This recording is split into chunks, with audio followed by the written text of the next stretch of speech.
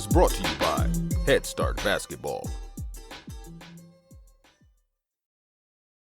You got the physical, psychological, emotional, and social components to movement into human development.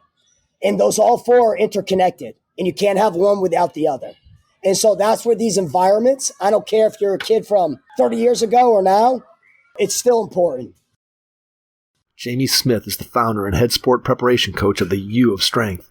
He's passionate about guiding his athletes through their development process and discovering unique ways that blend physical preparation and skill adaptation. As a former basketball player at Merrimack College, he graduated with a degree in sports medicine and a concentration in exercise physiology. Jamie has had the opportunity to coach under some of the most knowledgeable and experienced coaches in the industry and has worked with a variety of athletes from the novice to the elite levels, some of which include current NHL, NBA, and MLS players, and the 2011 NCAA men's basketball national champion, UConn Huskies. Through adaptive, creative, and experience-based program design, Jamie assists his athletes in reaching their full potential on and off the court, ice, and field. Hey Hoopheads, start this school year off strong with up to $4,000 off Dr. Dish basketball shooting machines. Huge back-to-school savings with Dr. Dish, up to $4,000 off their professional shooting machine lineup. Dr. Dish Basketball is here to help you make this school year the best yet with exclusive offers on their All-Star Plus, Rebel Plus, and CT Plus shooting machines, all designed to give your team the ultimate training experience. Learn more at drdishbasketball.com and follow their incredible content at Dr. Dish B-Ball on Twitter, Instagram, Facebook, and YouTube. Mention the Hoopheads podcast and save an extra $300 in the Dr. Dish Rebel, All-Star, and CT models. That's a great deal, Hoopheads. Get your Dr. Dish shooting machine today. This is Pete Gash, men's assistant basketball coach at the University of Maine, and you're listening to Hoopheads podcast. Prepare like the pros with the all-new Fast Draw and Fast Scout. Fast Draw has been the #1 play diagramming software for coaches for years.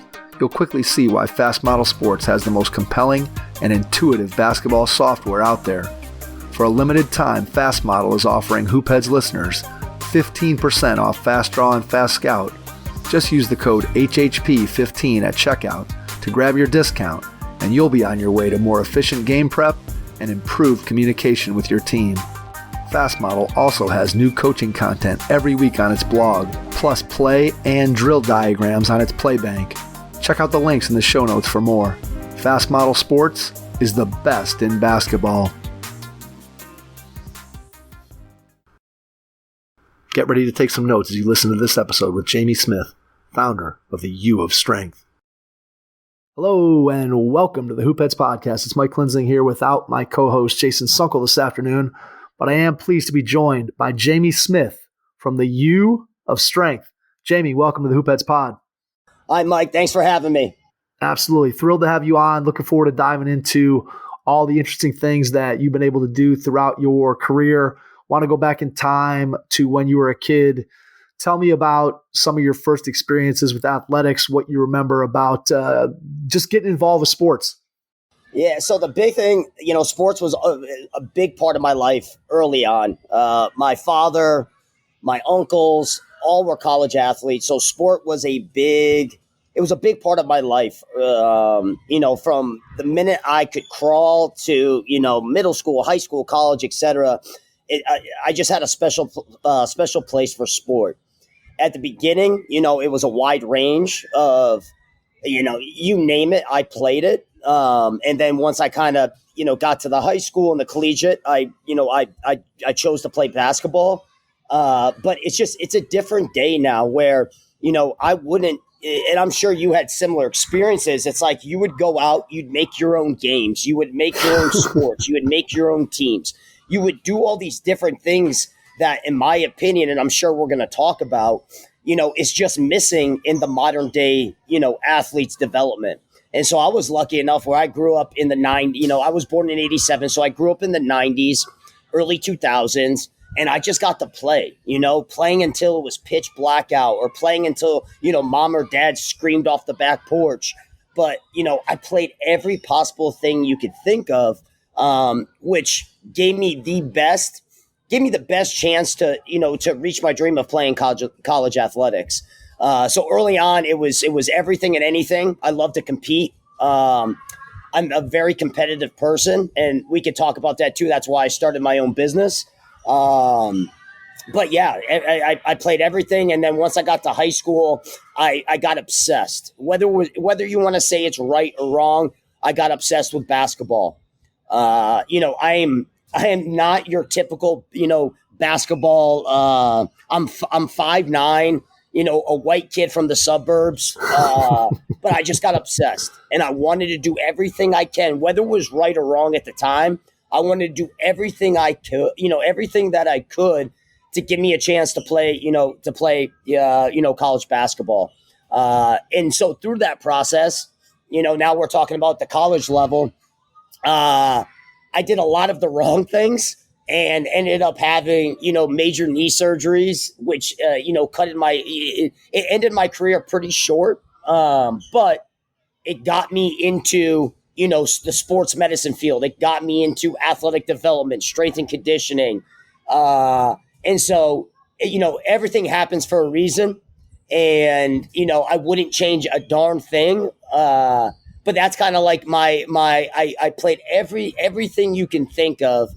And then I probably would say now, and this is kind of the advice I give my athletes, I specialized too soon. I still think high school athletes, you should be playing. If you're a real athlete, you should be playing at least 2, if not 3 or 4 different sports. And then once you get to that college level, then that's when you can kind of specialize.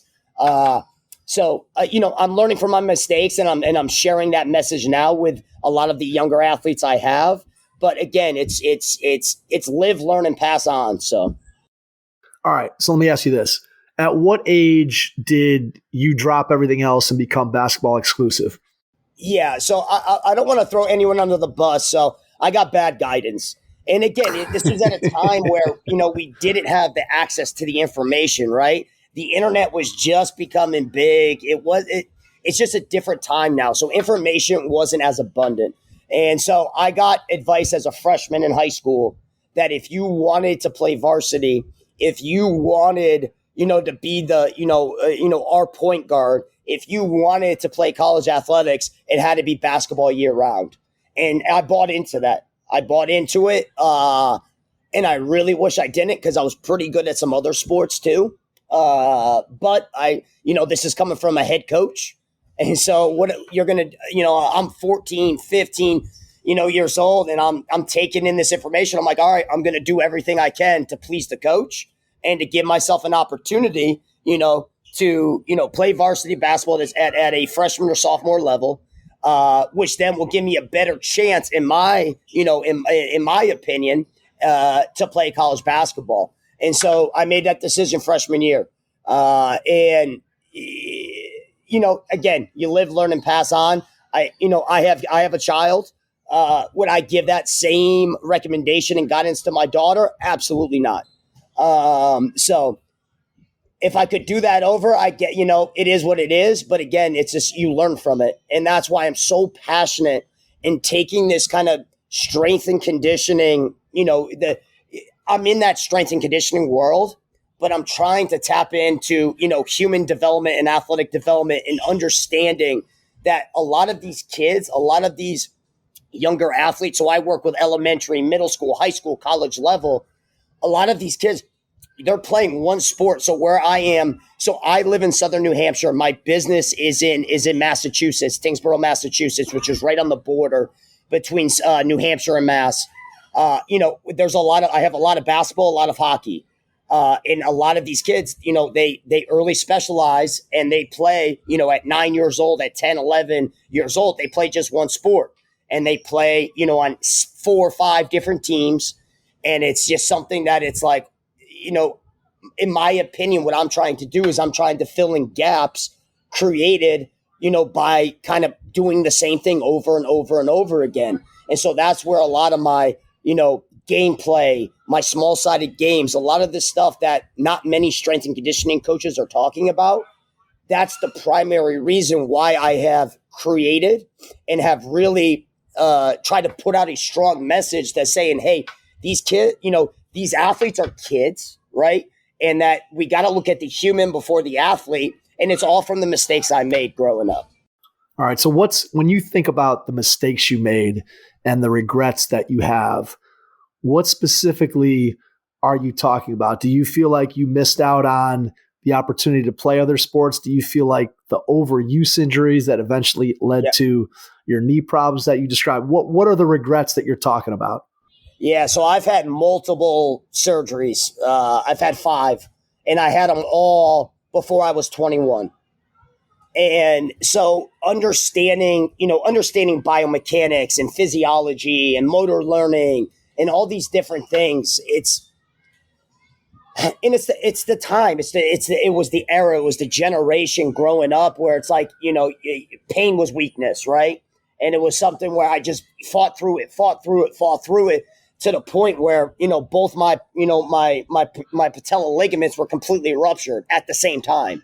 And I was still trying to play through it. And I was still trying to get through it. And it was just one of those things where it's like, it's negligence. It's asinine. It's ridiculous. And I see that. I see the behaviors, and I see, and that's where I try to connect with these kids on their level, where it's like, I understand the obsession. I understand the drive and the competitiveness. Because to be completely honest, the kids that come and see me, they are reaching out to me because they have a specific purpose of coming to me. This isn't something where I have 20 to 25 kids in a group.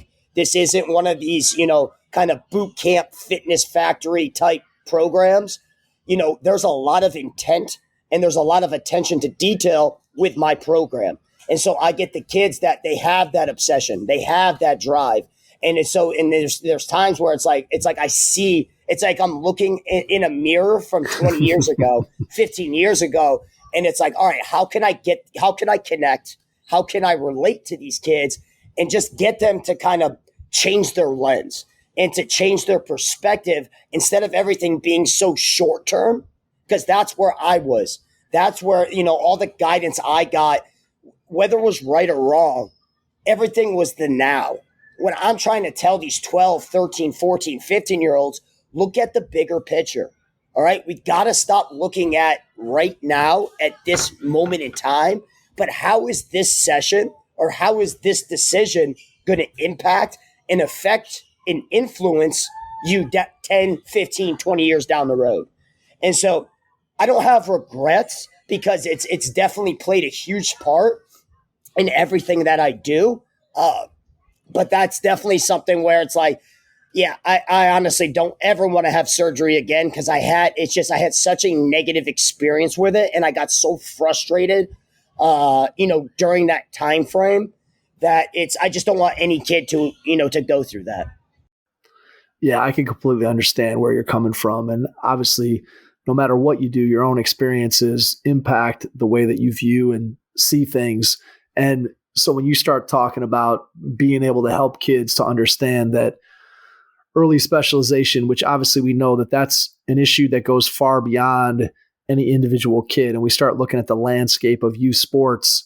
And part of that is because the incentives aren't always aligned, right? We have a lot of adults that make a living from getting kids to participate in whatever sport you want to name.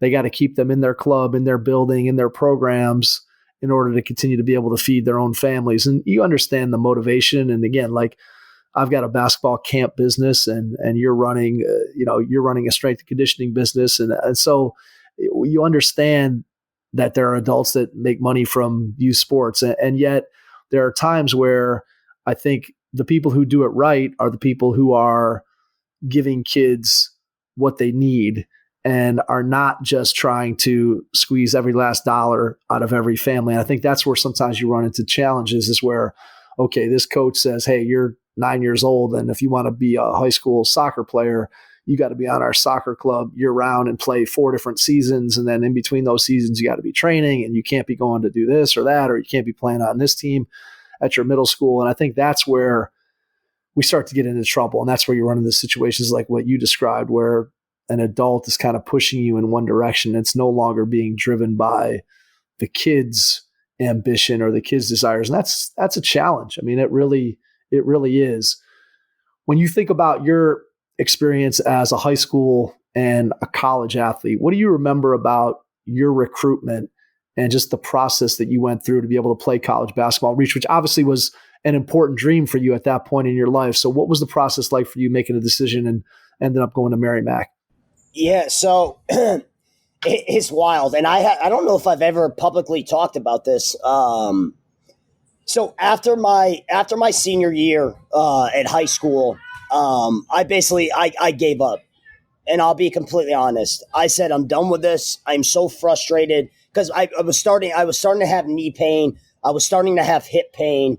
And it just got to a point where it's like I did everything I could, but I could not please the right people to give me the right opportunity to, in my opinion, play at the next level.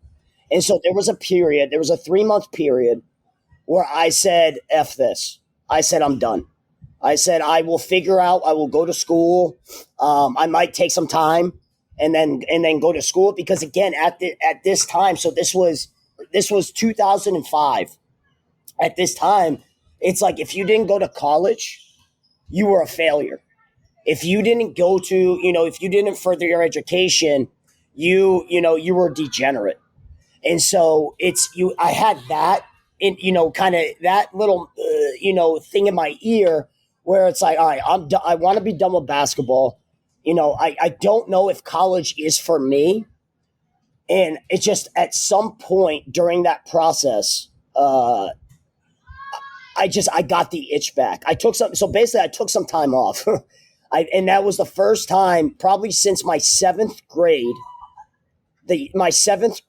year to my senior year, I did not take any time off.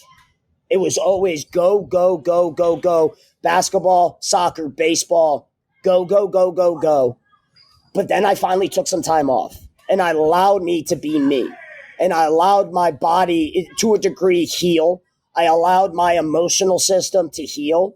I allowed my social systems to heal. And then I got that itch back. And I had a great mentor throughout this process. I had a great mentor. He was an AAU basketball coach, but he was a family friend. And so he was my AAU basketball coach really young, but then he was just a friend of the family and he just would offer me guidance here and there. He's passed on, and I had a conversation with him and I told him, I was like, hey man, I want to play. I was like, is there any opportunities where I could go to prove myself, even if I had to walk on? I was like, is there anywhere I could go? And so the two schools were St. Anselm's and Merrimack College. And at the time, Bert Hamill, who's a legend there, he has recently passed on too, but he was the head coach at the time. And I got an opportunity to go work up at their summer camp, and I fell in love. I fell in love with the campus. I fell in love with the players. I fell in love with coach. And it was one of those things where it's like I didn't want to leave. And so I did everything I could to help out, to be in the right place.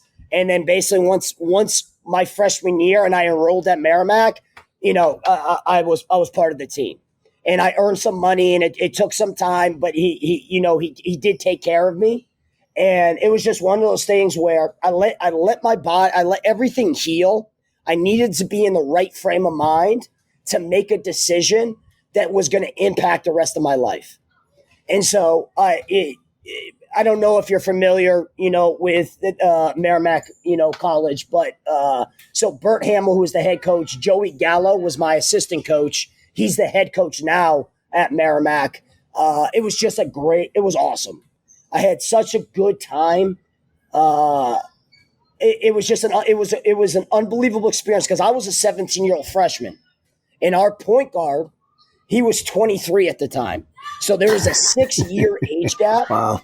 Yep. Where I had no idea what I was getting myself into, but I know this is going to sound corny. It was a family, and it was one of those things where I knew I was going to have to pay my dues, and that wasn't anything that I was prepared for that. The one thing, though, is that with Bert, all he cared about was that if you paid your dues and you did everything you can, he was going to reward you no matter what. And so he was an awesome basketball coach. He was a better man, better father, better husband, and I learned so much from him. What's your favorite memory from your 4 years of being a college basketball player? Oh, God. Oh, favorite memory. Honestly, it had to be that summer of unknown, of that summer where I went in. So I'm from Connecticut. I'm from outside the Hartford area, South Windsor, Connecticut. I went to school in Manchester, Connecticut. And so I made the, hour and 45-minute drive up and just not knowing. I had no idea where I was staying. I had no idea, where the basketball court was. Like, I had no idea where anything was, but I just took the chance. Yep. And that chance it built friendships, it built relationships. The guy that I roomed with, Mickey Burtnick, who's still one of my good friends, he's the assistant at Merrimack now. He's the one I stayed with that first weekend I was there, and he just took me under his wing. And it was just an unbelievable, going from, I'm done with the sport to within 4 to 5 months, just being rejuvenated and being like, all right, this is why basketball is unbelievable. It's an unbelievable tool for so many different aspects of life. I'd have to say it was just that uncertainty, that unknown, and just being able to figure out a way to shut my mouth, put my head down, and just, eventually become one of the guys.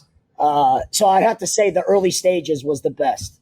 That shows you how important people are, right? I mean, you're talking about your teammates, your coaching staff, that if without those guys, that turnaround and how you felt about hoops, I doubt it happens without the people. You just ended up in the right place with the right people, and boom, all of a sudden, man, it just turns it back on for you. And I think that's one of the things, if I've learned nothing from doing this podcast, Jamie, it's how important just relationships are, whether it's coach to coach, coach to player, player to player, that those relationships are what really drives success, both success on the floor, but then when you start thinking about the connections that the game allows you to build over time, I mean, it's just incredible. And it sounds like that's what you were able to find. And in doing so, you were able to have a great experience as a college basketball player. Going into school, did you know that sports medicine was where you wanted to go, or did you have other thoughts when you first got there? So I love training, and I did a lot of the wrong things, and I made a lot of mistakes on that side of things, but I loved it.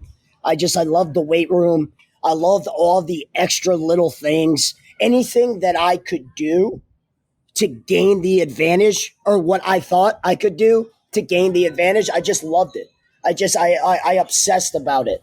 And so early on, my major was sports medicine, and this, at the time, it's different now, but at the time it was a brand new, I want to say that it was like year 3 or 4 of the sports medicine program at Merrimack College.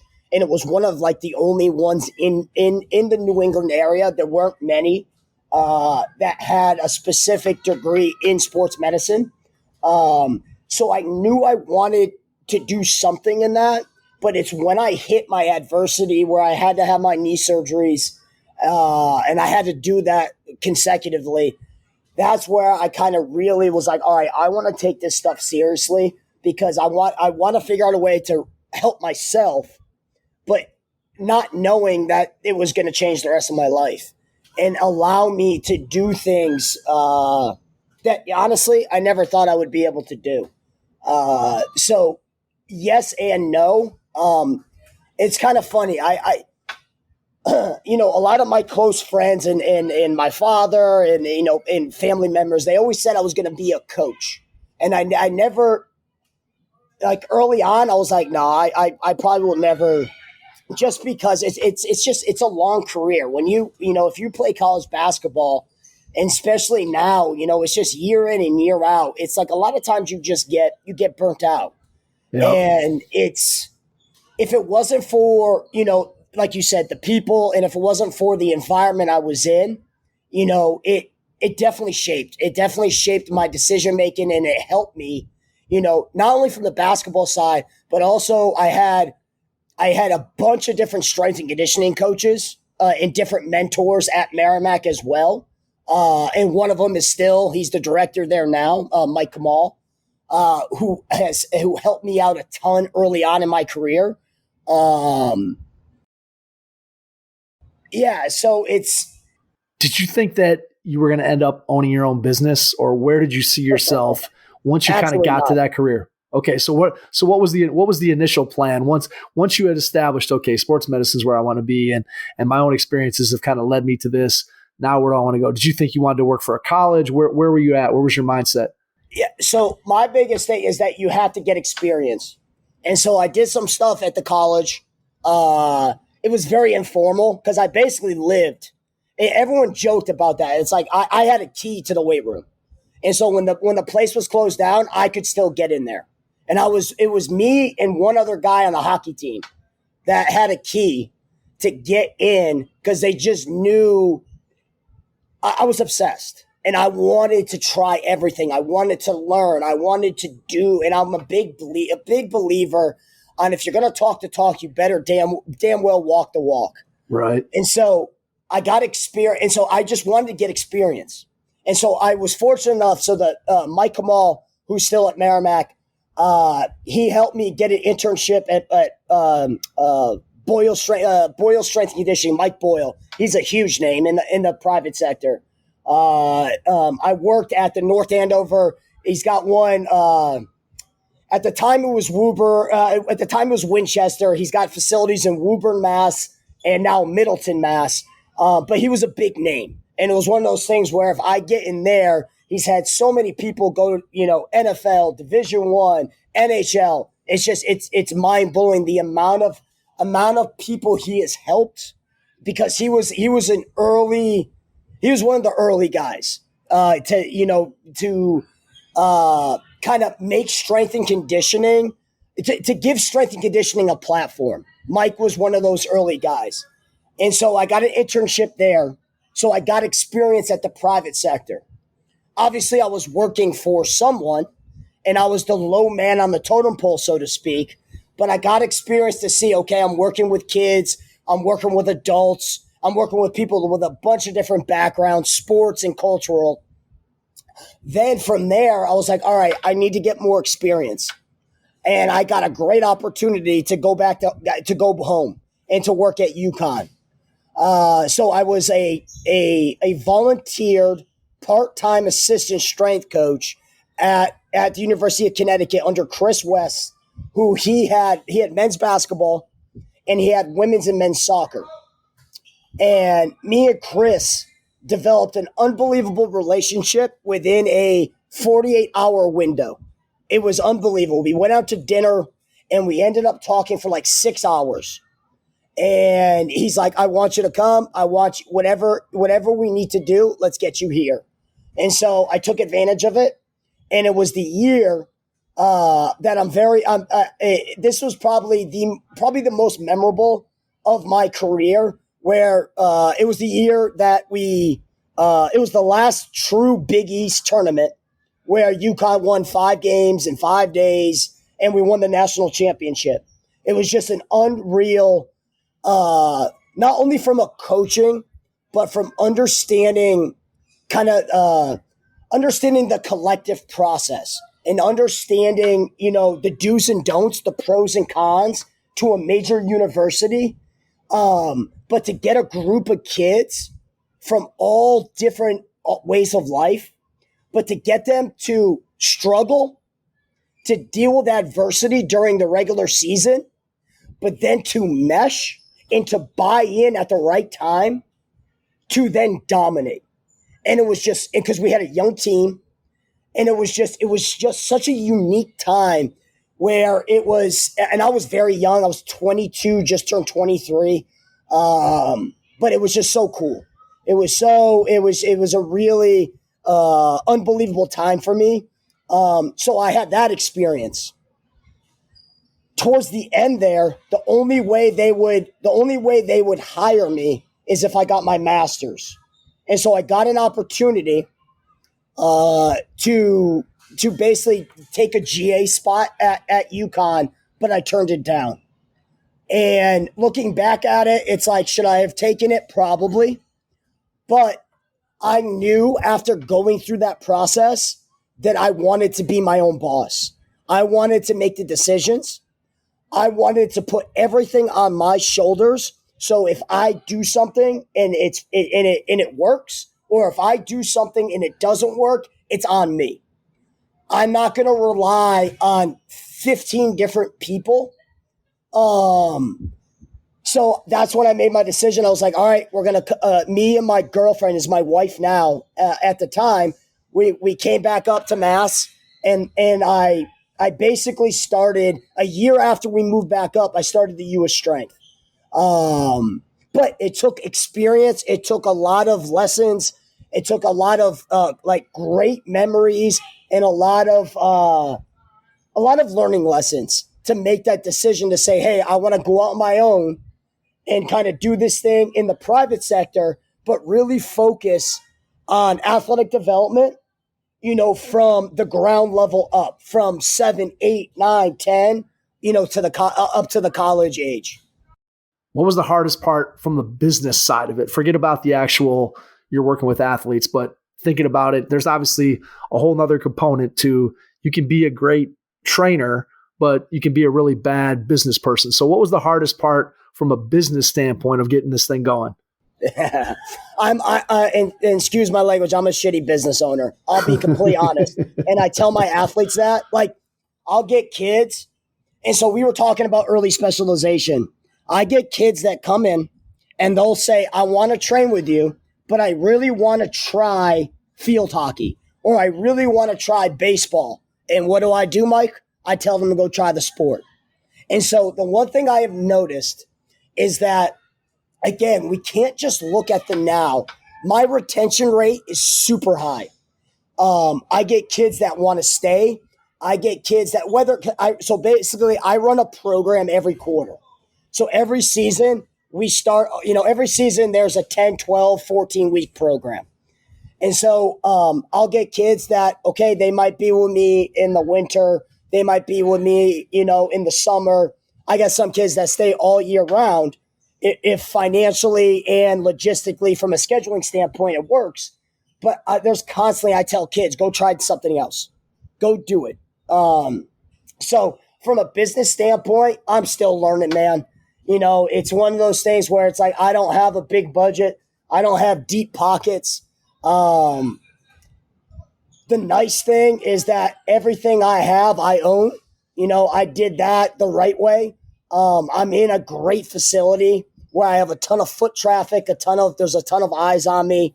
I'm in a great location. It's right off the highway. It's right between Mass and New Hampshire, so I get a combination of both.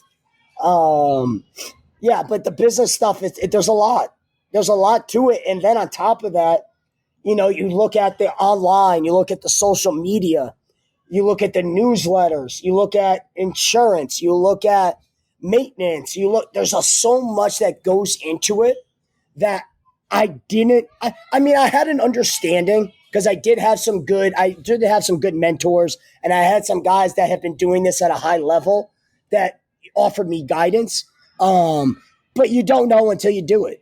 You don't know until something breaks. You don't know until, shit hits the fan, excuse my language again. But that's how you learn. And that's one thing that what I tell every single human being I work, I'm transparent.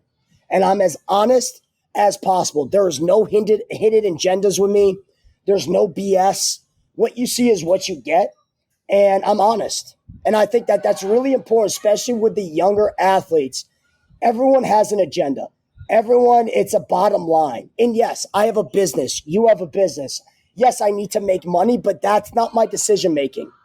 I don't base my decisions and my program design and what we do based on how much money is coming in.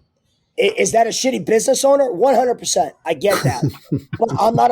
I look at myself. I'm a coach. I'm a facilitator. I'm an educator. And over time, the business will be okay because I'm going to have good people. I'm going to attract the right families that are going to represent the U of Strength and that are going to represent my brand instead of getting kids that have unlimited resources, that have no direction, that don't have any purpose.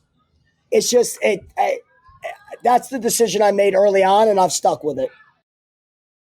I think when you start talking about telling kids the truth about what they should do, where they should be, and being honest and not being worried about how that honesty could affect the bottom line. I don't care whether you're in strength or conditioning, or I've talked to a number of basketball specific trainers that are working with basketball skill development, and they all say the same thing. Look, I've lost clients because I'm telling them what I think they need to hear. And sometimes people don't, sometimes people aren't that receptive to what they need to hear, and they may end up taking their business elsewhere.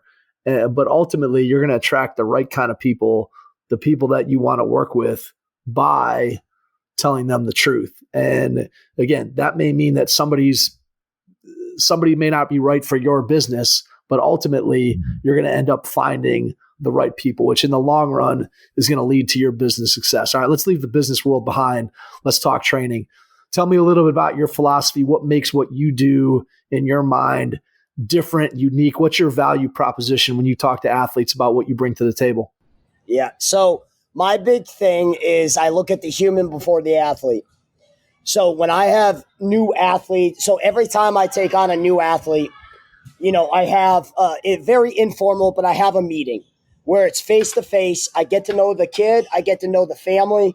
And a lot of times the fathers, the mothers, they address their son Johnny as a hockey player, their daughter Sally as a basketball player or whatever. And so my first thing is that they're a human and they're kids. And so I get to their level, meaning, I'll talk about what's their favorite food, what's their favorite color, what's their favorite music, what's their favorite, do they like TikTok, what's their favorite video game. I get to their level and understanding like who they are.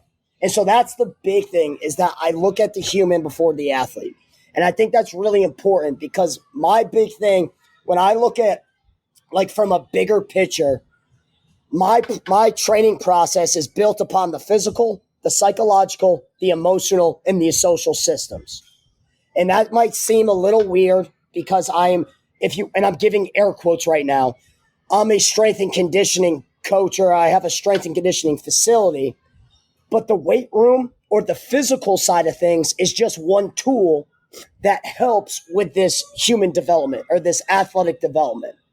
And so I use a ton of non-traditional ways through gameplay, through, small-sided games, through plyometrics, through a lot of these stuff that I share on social media. I use these tools to tap in to the psychological, the emotional, the social aspects to human growth. And I just see that very limited in today's youth. And honestly, in all of, sports, I don't care if it's elementary, I don't care if it's middle school, high school, college, we are all humans. All right. We are all designed to jump, cut, sprint. We're all designed to do these things. Just because you're a basketball or a hockey player, whatever, it doesn't mean that you can't do those things.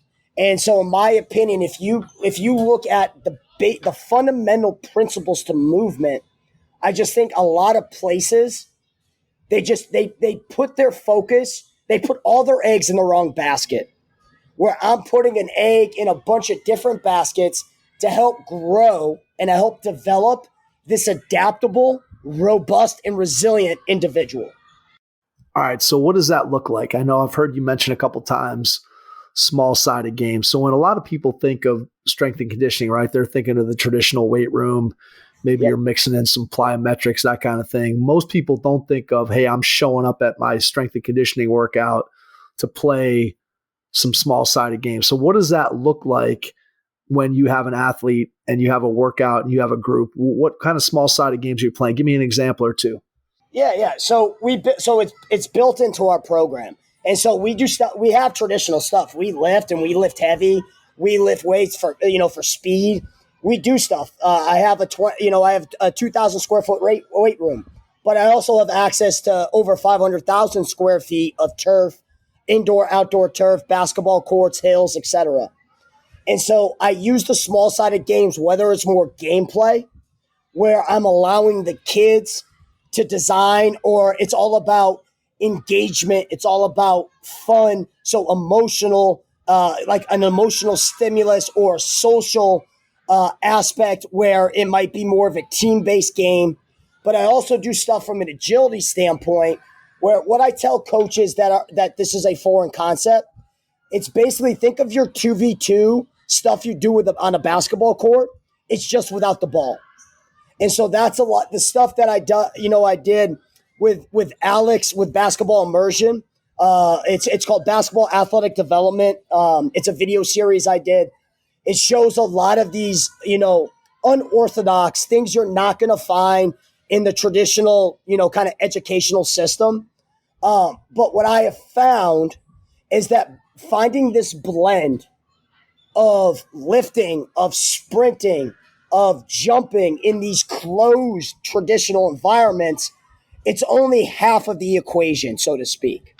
And so what these small-sided games or these agility activities do, they respect this idea of the perceptual motor landscape.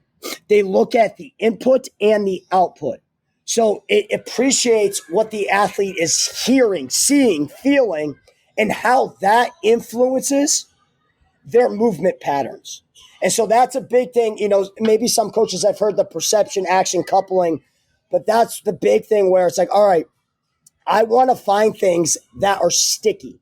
And so what I mean by that is that we put kids into contextual, let's just say it's a 2v2 situation where we have offense and defense. All right, the offensive guys have a task where they're trying to, let's just say they're trying to score where I set up, think of like flag football without a ball, where the kids have flags on. The offense is trying to get their bodies between a goal. Let's say it's just like two large orange cones, but they're trying to get their body through a specific area. Where the defense, they have a task where they're trying to pull the offense's flag. And so what this does is this develops the perception, the action, and the attentions. And so now we're looking at behaviors. And so now we're creating these contextual, sticky situations that when we do these more traditional environments, these situations allow it to transfer or transition into a more chaotic, competitive environment. And so it's what I'd say is it's a bridge. It's something that we can do our speed and our strength, our resistance training, but we need to find that activity or that opportunity to get them to feel it and then be able to take these concepts and these principles and be able to apply it in a more, chaotic way. And so that's what these small-sided games, these agility activities, the purpose is that I'm looking for transfer. And it might not necessarily just be the motor patterns, but it's the motor behaviors.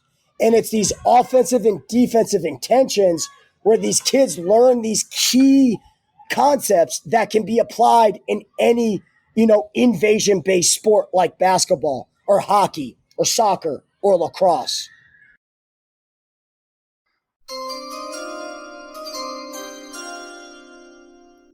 Hey, Hoopheads Nation, whether you're a beginner basketball player looking for a place to start or a seasoned vet looking to level up your skills, I want to tell you about your new go-to secret weapon. It's called Train. Train is a basketball training and education platform that gives you on-demand access to premium basketball courses created by expert coaches and trainers from around the world. Want to get better at blowing by your defender? Learn setup drills with NBA and international pro trainer Marius Williams, or how to use the punch drag with NBA trainer Kerry Darting. Looking to level up your catch and shoot skills? Practice space shooting workouts with former lead female trainer for Kobe Bryant's Mamba League, San Dixon. Or if you're just starting out, learn the basics of shooting and finishing at the basket from international champion, 3-time Romanian Player of the Year, and Train co-founder Vlad Moldoveanu. Train has 32 and counting actionable, expert-led, on-demand basketball training courses that teach you exactly how to improve your ball handling, shooting, attacking, and more. For a limited time, Hoopheads listeners get 35% off monthly, annual, and lifetime plans. Just go to gotrainbasketball.com/hoopheads to learn more and sign up for a free 7-day trial.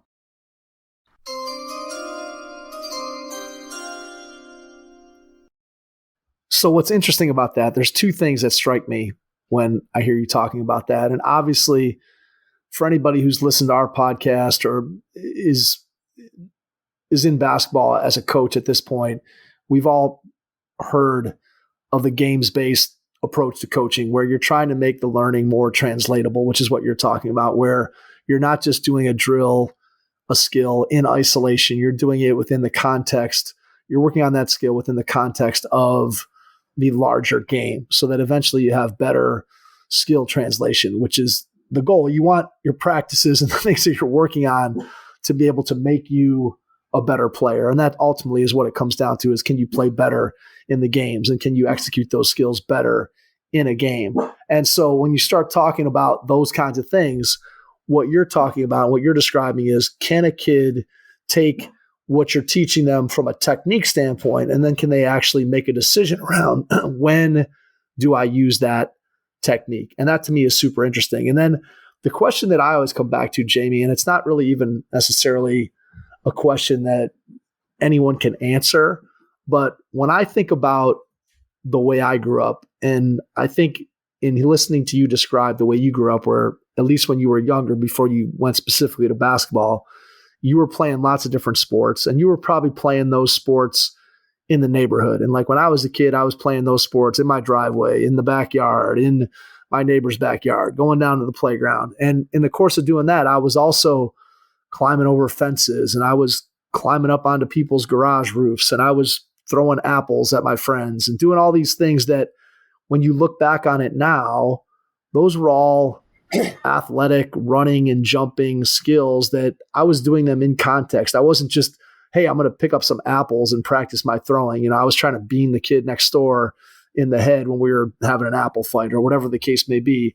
And so now the way kids grow up today, where they do specialize really early, we don't send them outside to play in the same way that my parents sent me outside to play, where I feel like a lot of the small-sided games, for example, that you're doing were things that like I just did in my backyard. You know, we were playing Kill the Carrier, or you're playing whatever, any kind of tagging game, and things that you just like, you drive down any neighborhood street, you just don't see kids doing those things. So I guess, and again, like I said, it's not necessarily even a question, but have you ever thought about what it would be like to take what you do and work with kids from 1980 and what they would be like and how they would react to these games compared to how kids today react to it? Because I think it's just kind of an interesting thought experiment.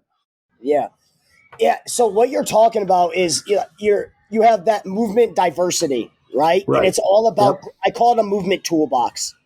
And so many of these kids at 10, 11, 12 years old, their toolbox is very limited. And then throw on puberty in the maturation process, their movement toolbox becomes even more limited. And so instead of trying to force a specific speed technique or a specific jumping technique, I said, I'm going to meet the kid where he is or she is, and I'm going to look at this more of a holistic manner, and I'm going to the big thing is this I just didn't want to force, because that's what everything was dictated. Everything was commanded. Everything was too structured. And so that's where kind of this whole athlete-centered model, nonlinear pedagogy, a constraints-led approach, ecological dynamics, dynamical systems theory, all of these different, knowledge tools that I was fortunate enough to read and to learn. It really helped me kind of expand and change my lens to like human development, instead of it just being, I'm trying to get the athlete just stronger, or I'm just trying to get the athlete faster. And so, yes, kids are like when we were growing up, absolutely. But again, kids aren't doing that. If I had a kid from the 1985 or 1992, they would eat this stuff up. Honestly, it really doesn't matter. Kids are kids, and kids want to play. And the real athletes, they want to compete. They don't want to be told what to do. They want to just go out and do their thing. And so that's where, everything we do, it's not just random. It's not chaotic. It's not just like, yeah, we'll do whatever. Everything has purpose. And I do have several resources that I dive really deep into the gameplay and the agility stuff where there's intent behind all this stuff. Whether it's where we're focusing more on individual situations and the emotional well-being, whether it's more team and social aspects, whether it's with the small side, with the agility stuff, is it more strength, power, change of direction type patterns, or is it more speed and elastic? So there's a lot of things we do, with these activities. It's not just like, yeah, I'm going to do whatever the hell I want. But it's pretty powerful to when you allow kids the autonomy and you build a partnership. It's really cool to see what the kids are capable of instead of putting them into pre-planned boxes and making them all, okay, you're going to be this, you're going to do this. It's pretty powerful to see kids over the course of 3, 5, 10 years, have them create their own house, so to speak, or their own box, so to speak, because that's the stuff that stays with them the rest of their life. And that's where that's the stickiness. That's the stuff that transcends past my walls.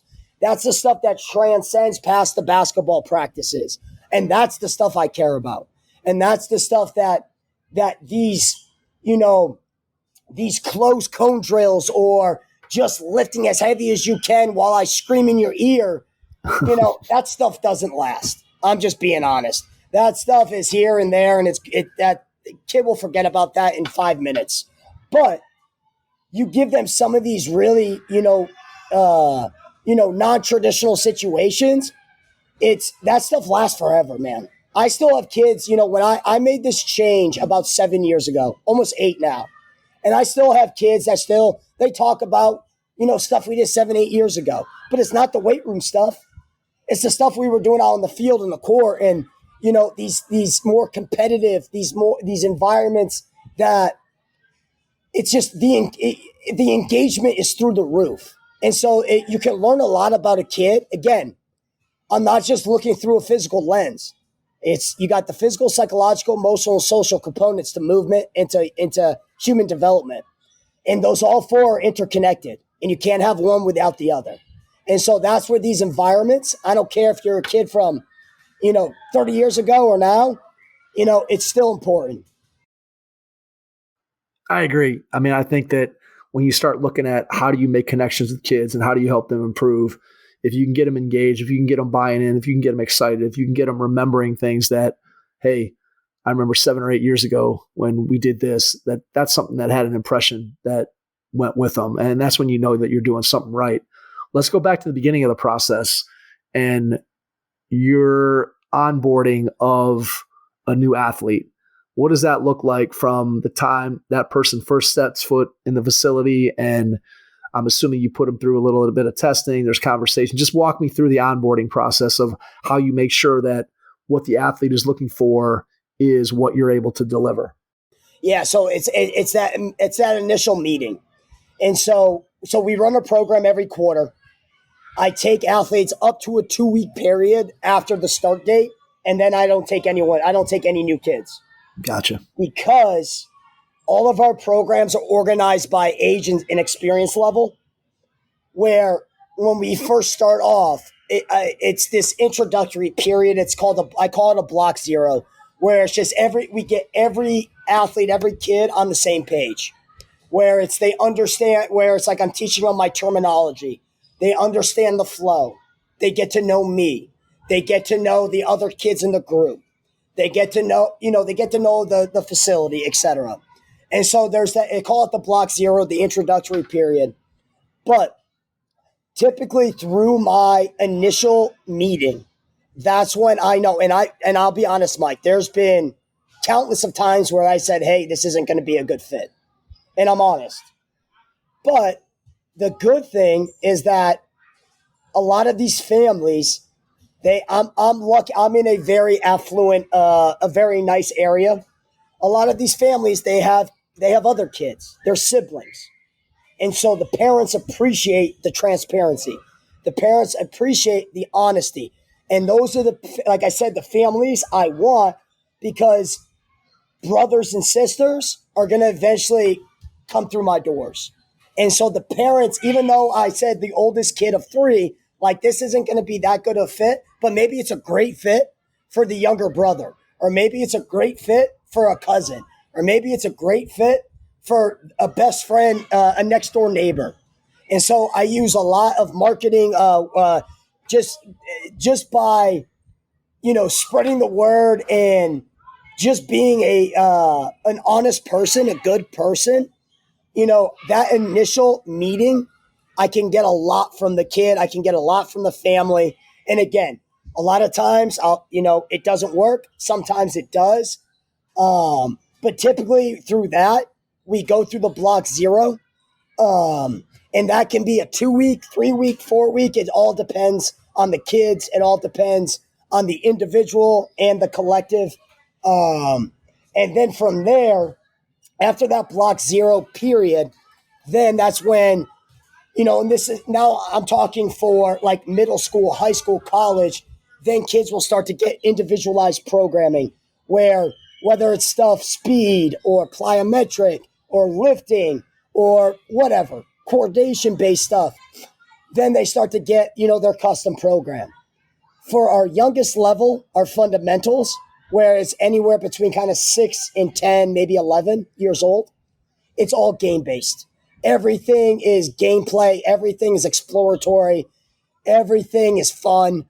Everything. And the big thing I do with that younger age is that early on, it's athlete-driven, athlete-centered design, meaning I have a say in it, but then the athletes kind of, so it's I create the game and then I allow the athletes to just create their own problems, create their own movements, create their own opportunities. But then at some point, I transition and try to make it more athlete-driven, where now the athletes, the kids, or what I call the youthletes, have the say in the design, where they get to design the games. They get to choose the games.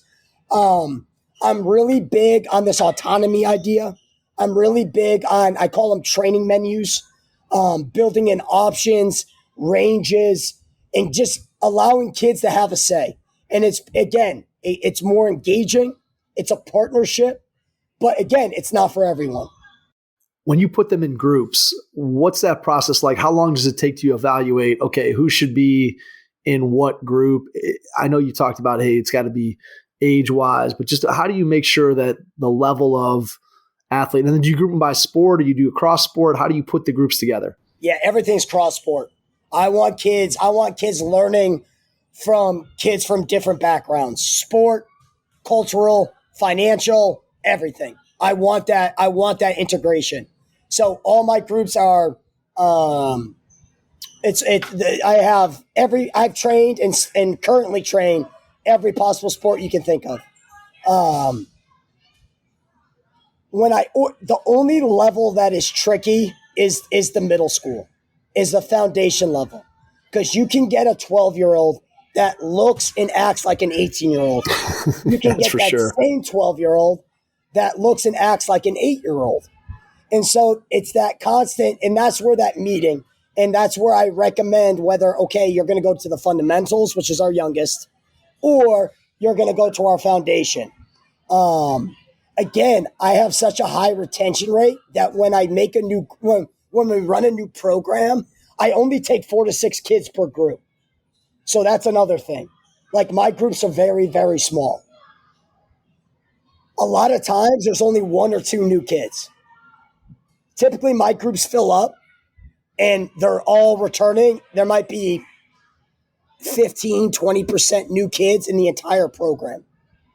And so it's very manageable. And I designed it that way. How many groups are you running in a quarter? So Right now, I run 4 sessions per day. That's it. I will not do any more than 4 sessions. That's enough for I used to do 6, and my energy, my quality, you can even hear my voice right now because I'm in the heat of things in the summer. Right. It's too much because it's just me. I'm a one-man shop. I run everything. I handle everything. It's me. So I run 4 programs, 4 sessions. The thing is, so with my younger group, it's an hour commitment once a week, and that's it. But then as you climb the ladder, then the time commitment increases, the training frequency increases. So then with our foundation or our female development level, it's a 90-minute commitment 2 times a week. And sometimes for some kids, depending on the person, it might be 3 times a week. And then once you get to the development or the peak level, which is my oldest group, it could be anywhere between 2, 3, 4, sometimes 5 sessions a week. And those are 2-hour sessions. With my older athletes, I give them that 2-hour window so we don't rush. Sometimes sessions are 45 minutes. Sometimes sessions are 2 hours. What I tell parents and I tell new athletes is that you're not paying for the time. You're paying for my knowledge. You're paying for the information and the guidance I'm giving you, whether that's a 60 minutes, whether that's 2 hours, it's all dependent on what that person needs on that given day. So that's kind of how I organize all of the different groups. But in the summertime, I run a group in the morning, and then I will run 3 groups in the afternoon and evening, and that's it. And then on Wednesdays, I just run 3 groups in the afternoon and evening. So I run a Monday, Tuesday, Thursday, Friday in the summer. And then the evening time, it's 3 groups. And then when we transition to the fall, when kids are in season, then I will run 4 groups in the afternoon and evening, and I will run 1 or 2 groups on the weekend. How does it look like? How does it look different when an athlete is in season versus out of season? So if I'm a basketball player, what does my workout look like in terms of intensity, in terms of time in, let's say, June, when I'm gearing up for my summer and I'm really in the heart of trying to develop myself as an athlete, versus I get to January when I'm in the middle of my season? How do you account for, again, where those kids are in terms of the cycle of the year, if that makes sense? Yep. It's very simple. I cut things in half. I follow a very simple principle. I cut the volume. I cut the training frequency. I keep the intensity, but so I follow a low-high model. And what that means, Mike, is that I consolidate stressors, meaning I have easy days and I have hard days. The easy days are what we call low CNS stressors. And then the hard days are high CNS stressors. So the low days, that's where we have gameplay. That's where we have medicine ball throws. That's where we have maybe upper body lifting. Maybe that's where we do some of our assistance and auxiliary lifts.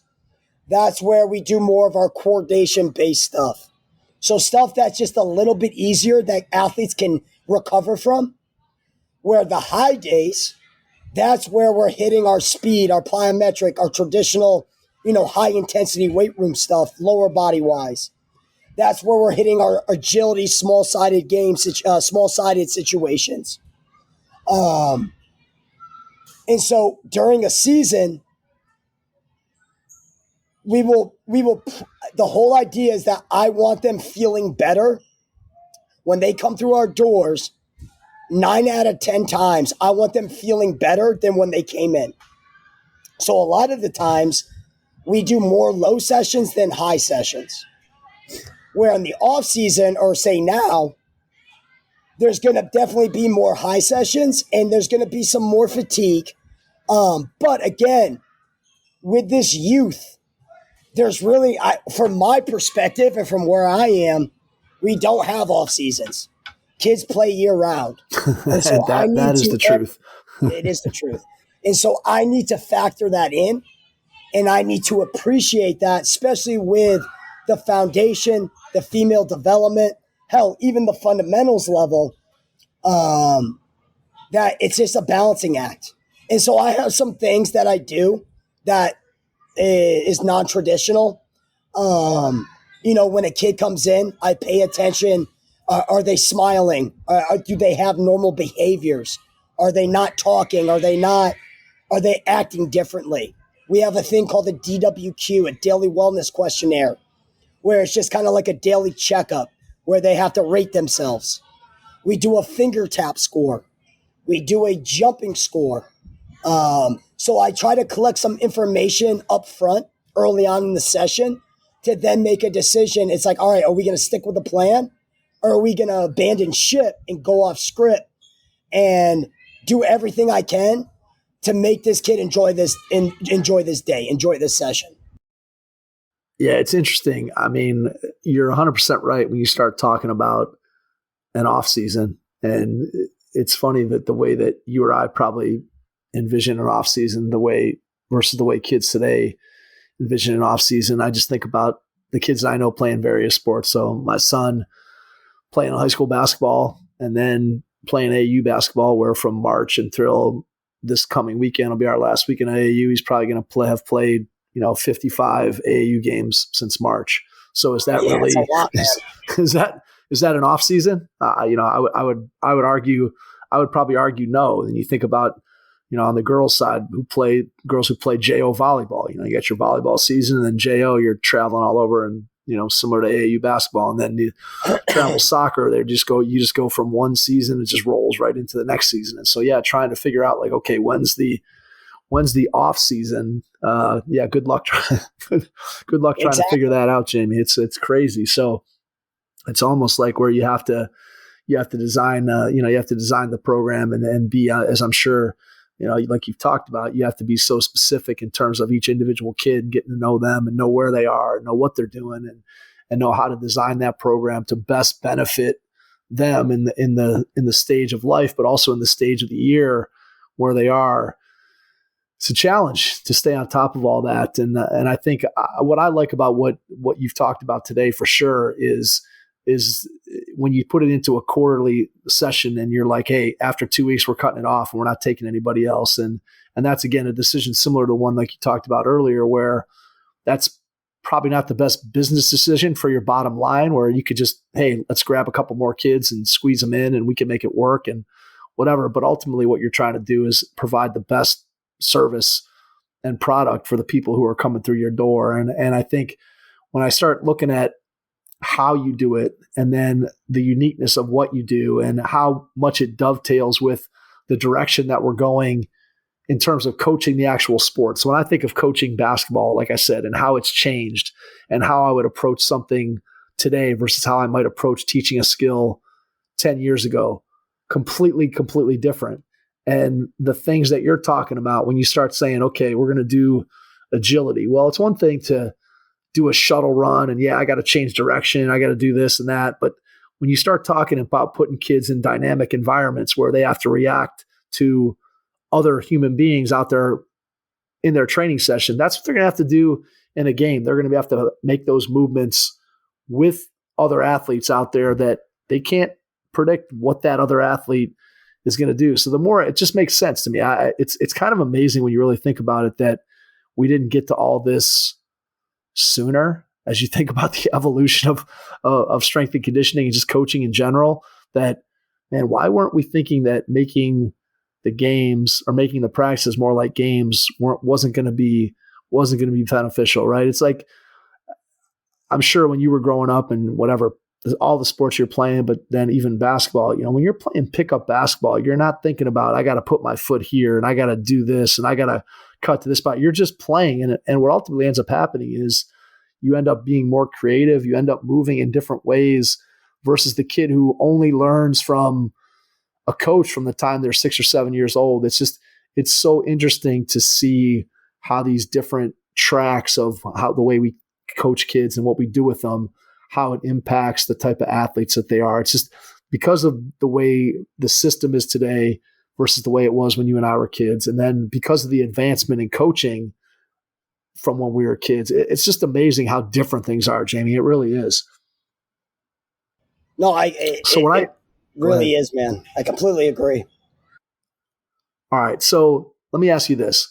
If I'm out there listening and I'm a high school basketball coach and I'm thinking about, hey, what are some simple things that I can do? Maybe I don't have access to a strength and conditioning coach in my high school. Maybe it's something that I'm responsible for putting together my program. I don't have somebody who's doing the innovative things that you're doing there in Massachusetts. I just don't have access to be able to do this with somebody right there in front of me. So what are one or two things that you would suggest to a high school basketball coach who kind of has to run their own strength and conditioning? What can they do to make their athletes better athletes, to eventually make their team better? Are there one or two things that you could just, and again, there are probably a million, but just throw out one or two things that a high school coach could do to make their athletes better? Yep. So this is going to piss off a lot of people. And I talked about this a little bit on the Basketball Immersion podcast, is throw out your dynamic warm-ups. Use that time, that 5, 10, 15 minutes at the beginning of every practice or skill session, and be more productive. Instead of doing lines of high knee grabs and butt kickers or layup lines or the agility ladder, throw that stuff out and throw in games. Come up with something without the ball, whether it's a 1v1. Keep it simple. Create a 1v1 tag game. And more importantly, what I challenge basketball coaches is that get them out of their basketball sneakers and off the basketball court. Get them onto grass. Get them onto sand. Get them onto hills. Get them. It's amazing when you, especially with the age we're talking about, middle school, high school, instead of doing all of these corrective exercises and physical therapy drills and rehab and prehab movements, it's amazing when you allow these developing human bodies, when you give them more opportunities to move, they thrive. And so getting them out of their high tops, getting them out of their ankle braces, exposing their foot to different sensations, exposing their eyes and brain to different sensations, it will dramatically, absolutely dramatically, not only impact them from a human standpoint, but you're going to be so much more productive come practice time or come specific situational, basketball practice time. So that's the big thing is rethink, redesign, reconstruct your warm-up and try to be more productive from just allowing more movement diversity, allowing, different movement problems. And the big thing, like I already talked about, is respect the perceptual motor landscape. Understand that another human being, connecting your movements to another human being is so important. And it doesn't have to be crazy. It can be extremely simple. And you can manage the amount of information, or you can manage the type of movement problems that the kids are feeling, seeing, and hearing by just doing a 1v1 in a small space, or doing a 2v2 in a bigger space, or maybe it's a 1v2 or a 2v1, whatever. But changing your dynamic warm-ups to create more contextual opportunities to get them out of their basketball shoes, off a hard basketball court, will help so much. So, and obviously there's so many other things, but that's the big thing where it's like, all right, how can we influence and and I just see the same stupid crap every single time. I see it now. I'm in a sports center. We have 2 beautiful basketball courts in this facility, and I see the nonsense. And it's like, do you really think just blowing the whistle every 10 seconds or screaming at the kid's ear while he's doing an in-place dribbling drill, you really think that's making that 10-year-old better? You are wasting your time. And I'm very passionate about this, and that's why I'm kind of getting into this, but it's got to change. And just simple gameplay or small-sided game situations for 5 to 10 minutes, you tell me once you do that, you tell me that the kids are not firing on all cylinders, ready to get after it in your first, basketball specific situation. It's mind-blowing. And that's the missing piece. That is the bridge that is going to connect a lot of these things that the kids are doing in the weight room, or these kids are doing with, and I'm giving air quotes again, they're basketball gurus. That is the missing piece, is giving them contextual opportunities into different environments. Like I said, different surfaces, without sneakers, with sneakers, etc. It's going to go a long way. And I also think it's fun, right? When you put kids in a game environment against other people, kids 100%. like to compete. I mean, that's the reason why you pick up a sport in the first place, right? Because you like to compete, you like to play. And rather than, as you said, running up and down the floor doing high knees, if you put kids in a tagging game that's dynamic, that has other athletes involved in it, now suddenly you've not only created movement, but you've also created competition, and you've also created an ability to have fun and compete. And that's ultimately, I think, what kids are looking for. And the more you can incorporate that stuff, whether you're actually coaching the sport or whether you're trying to develop better athletes like what you're doing, I think the more you can make it dynamic, the more you can make it where, as you said, you put another athlete out there so that it's contextual. It makes a ton of sense. All right, I want to wrap up with one final 2-part question. So part one, when you look ahead over the next year or two professionally, what do you see as being your biggest challenge? And then part two, when you think about what you get to do every day, what's your biggest joy? What brings you the most joy and what you get to do day in and day out? So your biggest challenge and then your biggest joy. So let's go positive first. So my biggest joy is the smiles. Every single time. I don't care how talented, I don't care the college scholarships. Like if you asked me this question 10, 15 years ago, that my answer would have been, getting kids in, helping them get into college, helping them sign a multi-million-dollar contract.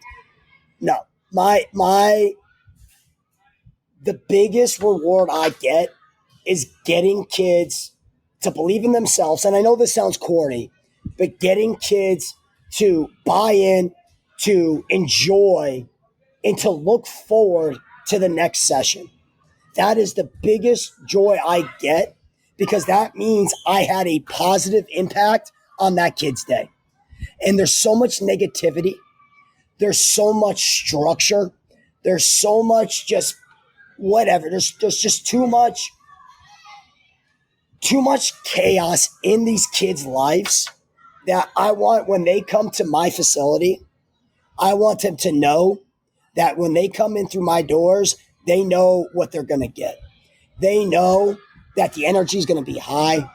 They know there's going to be purpose, and they're going to enjoy it. And again, I don't care what the sport is. I don't care what the level is. I want kids to thoroughly enjoy the training process and want to learn and are eager to learn, or asking questions, all right, or critiquing me and questioning me. I love that stuff. Why are we doing this? What if we do this way? Would this way be better? I love that. The more I get kids interactive with this process, the happier I get. So the big thing is getting kids to enjoy the training process, because there's so much negativity. There's so much, if you do this, if you do this the wrong way, you're going to run suicides, or there's just negative consequences. And I'm tired of that stuff. Yep, I went through it, and it's bullshit. All right. Sport is a game. It's supposed to be enjoyable until, maybe you get to the professional level, because that's one business. Maybe that you could say higher level collegiate sports too. But when we're talking about elementary, middle school, high school, you gotta love this. And so that's my biggest thing, is seeing the joy and getting kids to do things that they never thought that they could do. For the other part, the thing that I see, it's just balance. I think it's the balance, because I love coaching. I'm always going to coach. I'm trying to grow, the consulting. I'm trying to grow more of the online and spreading this message and sharing the stuff I've been doing for the last 7 to 8 years and really my entire life. I'm trying to share that through different platforms, and it's just trying to find a balance because, again, I am not just a coach and business owner. More importantly, I am a husband and father. And so those two things are the most important aspects to my life. I could give up coaching. I could give up this gym right this second. But my wife and my daughter, all right, and my dog Izzy, no way in hell. And so it's figuring out that balance where it's like, all right, I'm going to be in the trenches. I'm going to be coaching. I'm going to be in my facility. But I'm also going to be doing things like this. I'm going to be sharing stuff, on our membership page. I'm going to be writing my ebooks. I'm going to be doing video series, and I'm going to be doing, some of these, course-based online applications. But I'm also a husband and father, and it's just finding the balance because my daughter's turned 7 in a couple days, and and I'm sure you see it too, Mike. It goes by so fast. It does. I feel like she was just born yesterday, and it's like she's 7, and it's like I made this decision, probably 3 years back, where it's like, no, I'm going to be home more. Yes, is the business going to take? I'm going to have sacrifices. I get that. But again, it goes back to being honest. It goes back to first principles. It goes back to just being a good human being. And part of that is if I'm going to be a good mentor to my athletes and my kid and, to the kids that come here, I got to do the same thing for my own child. Right. And I got to be there. I want to go to her games. I want to go to her recitals. I want to go to her PTA meetings. I need to be there. And so the big thing for me is just finding balance because it is just me. And, I am a one-man shop. So it's the balance piece, man. And I think It's going to be like that the rest of my life. Yep, absolutely. I have no doubt. After talking to you for an hour, I have no doubt that's going to be a constant challenge. All right, before we get out, I want to give a chance, Jamie, share how people can connect with you, find out more about what you're doing, share your website, share social media, tell them where they can find the course again that you did with Chris Oliver and Basketball Immersion. And then after you do that, I will jump back in and wrap things up. All right, awesome. Well, first and foremost, Mike, thanks for this opportunity, man. This is a great conversation. I truly appreciate this conversation went a completely different direction than I thought, and I thoroughly enjoyed this.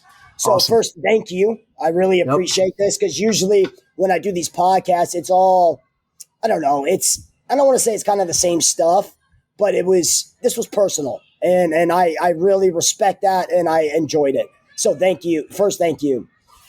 Second, for me, my website is theuofstrength.com. My socials, I'm basically Instagram and Twitter. It's at the U of Strength.